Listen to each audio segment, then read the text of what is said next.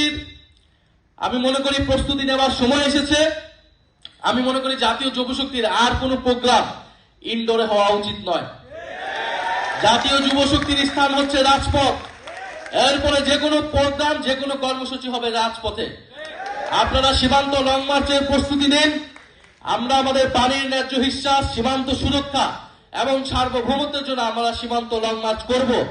কারণ আমরা দেখছি ভূরাজনৈতিক ভাবে হিন্দুত্ববাদের উত্থান ঘটেছে এবং বাংলাদেশকে তারা পুশিং করছে, বাংলাদেশে তাদের বিভিন্ন নাগরিককে, এবং বাংলাদেশকে নিয়ে তারা যে ধরনের পরিকল্পনা এবং ষড়যন্ত্র করছে, এই সরকারের পক্ষে বাংলাদেশের সার্বভৌমত্ব টিকিয়ে রাখা সম্ভব নয়।